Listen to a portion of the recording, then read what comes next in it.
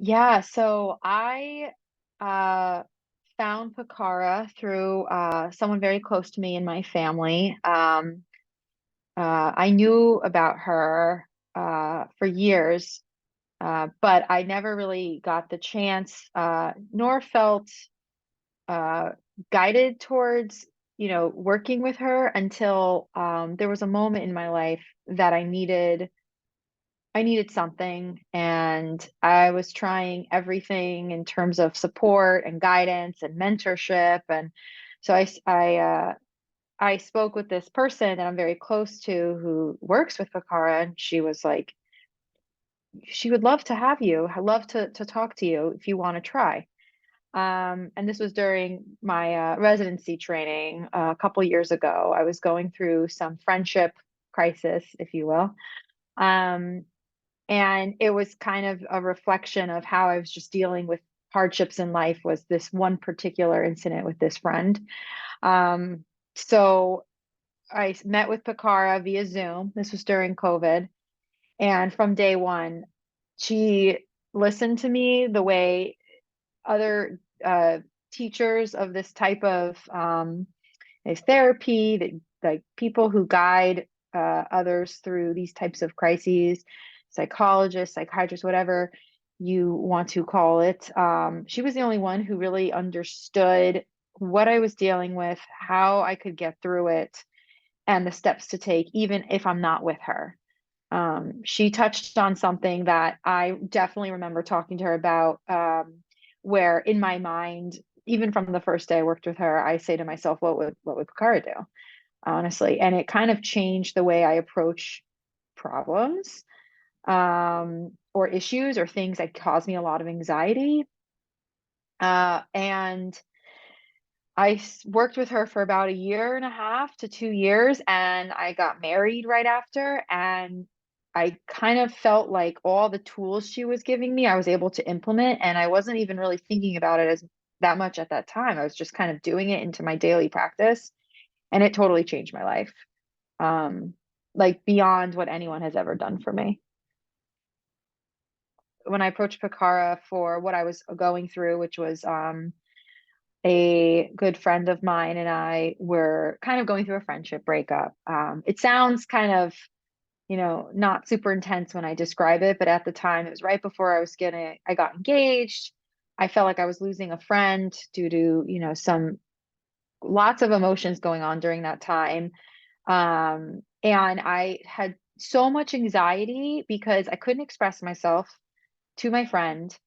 I couldn't relax in the moment. I was not focused at work. And I felt like I was going through depression and sadness. And this is just kind of, I don't know if it's just me being a type A type person in medicine, plus the way I was raised. But I am a people pleaser, anxiety inducing, like type A, you know, person. And I never dealt with that. So whenever I had any sort of conflict or hardship, especially with people I'm very close with, I never tackled it early on, and it got worse into my adult life. And I think it really manifested in this one situation. And I was at a low point where I was like, I can't handle this friendship breakup. I don't know how to tackle it. I don't know how to deal with it.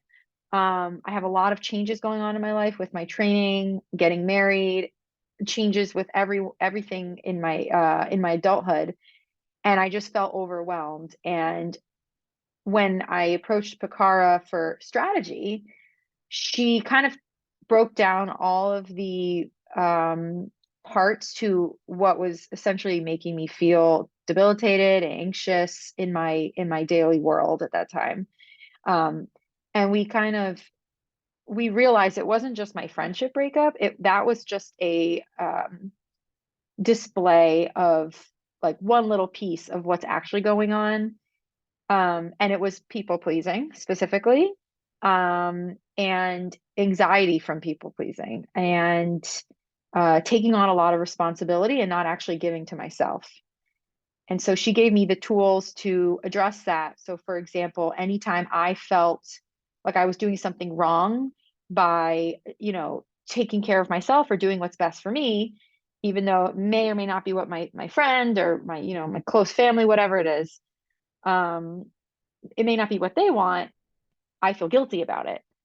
And it sounds like it's not a big deal, but in the moment, these types of problems were so severely debilitating to me that I couldn't focus and I didn't feel good about the I didn't feel good in that moment. And so she gave me the tools to like center myself, look into myself, appreciate myself, love myself, which I do, but in the moment it's very hard, and not um constantly give that up to, you know, people please everyone around me and make everyone else happy but myself.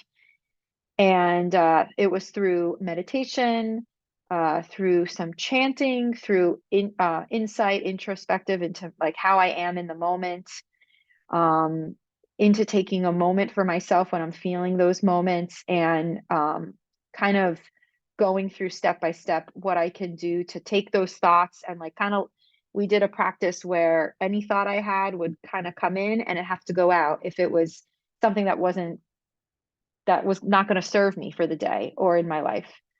And I kept doing that intentionally until it became automatic.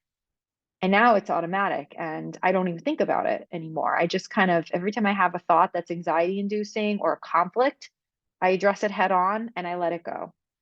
And I don't think I ever had anyone tell me or guide me through that type of practice ever. And I've been to multiple people for, you know, just therapy, talking, going, you know, whatever it is.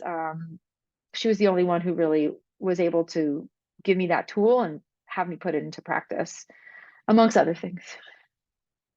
So I never had the luxury to do the acupuncture. I, you know, was very grateful for Picard.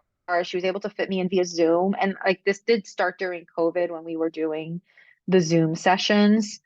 Um, I would love to try acupuncture. I try to make time for everything in my residency training, but I think the counseling was what was best for me at the time, just because I needed an hour. I'd come home from a long day of work and she would schedule me in right away, and then I could go back and do the work I needed to do. So that also was really a relief in a sense, because I am a very type A planner as well. And I needed all this to kind of fit into, you know, my life, my schedule, and it seamlessly did. To have her there as a support, even just to text her throughout the day if I needed her, having that support and mentorship, even though it wasn't in person, extremely helped me. I feel a, I guess the best way to describe it is there was always something kind of nagging at me, per se.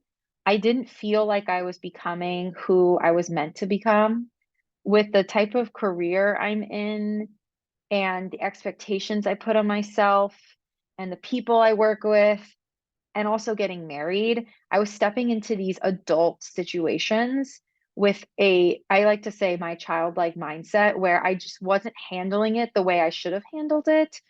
And I wanted those tools to do it in the way that made me feel good.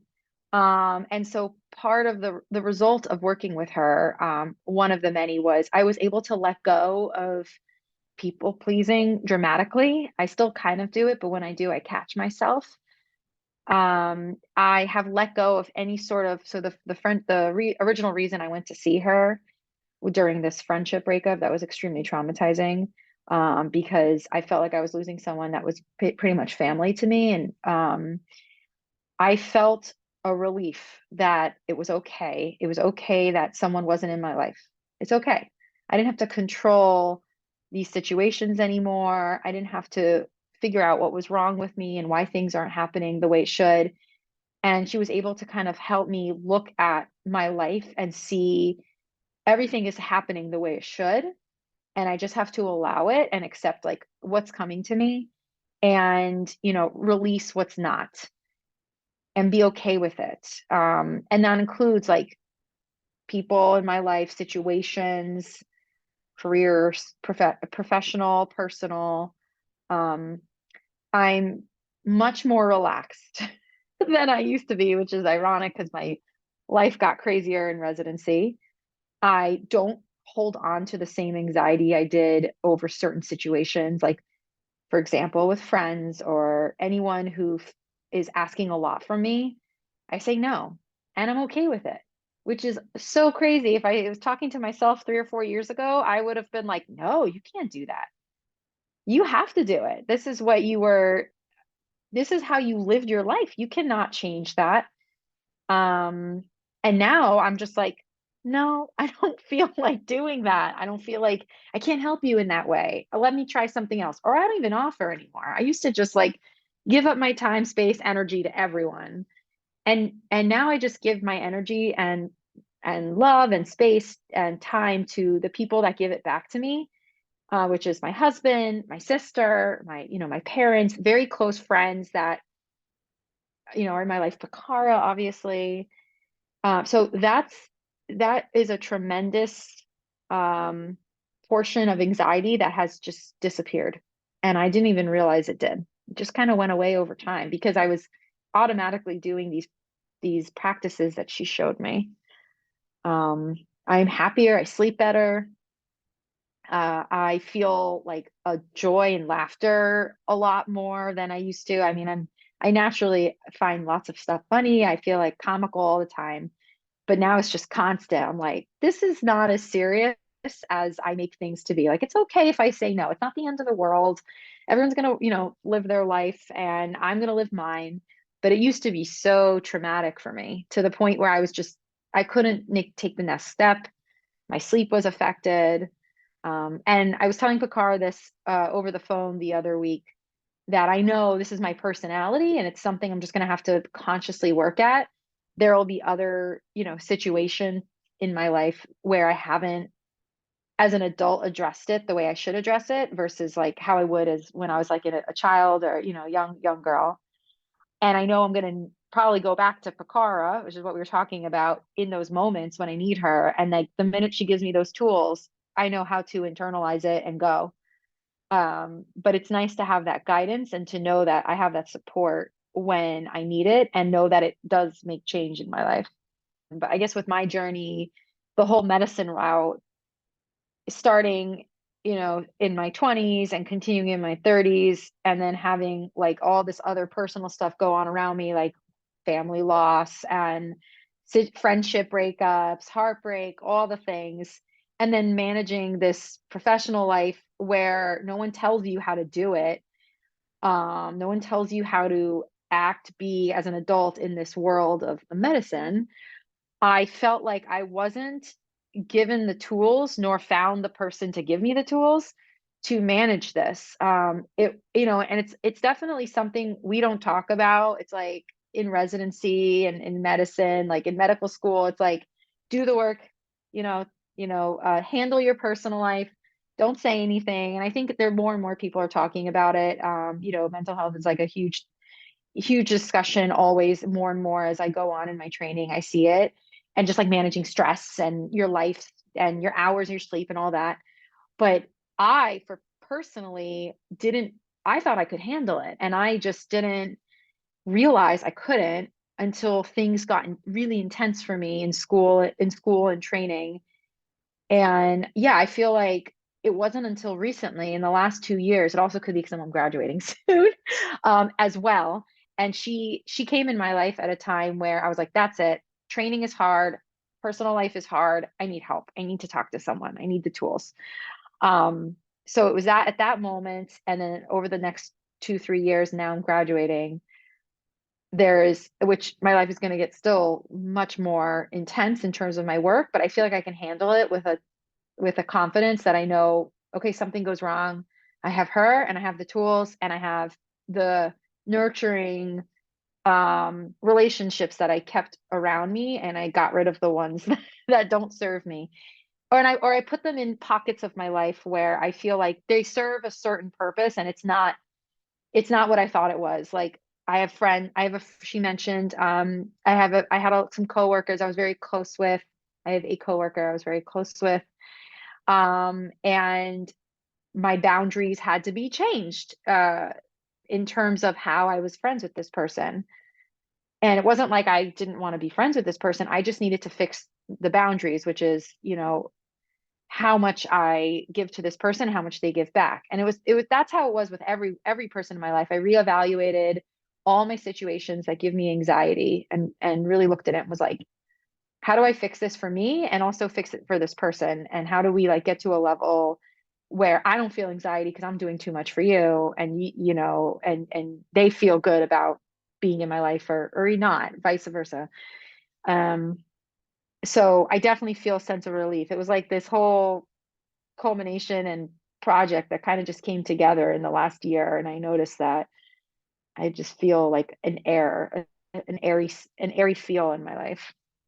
If you saw me when I first talked to Pakara, it was like a day and night situation. I was not uh I'm like ashamed that I couldn't see that there's people out in this world like Pakara who have this light and like magical ability to just tap into what you're feeling and say, this is it. This is the problem, or these are the problems.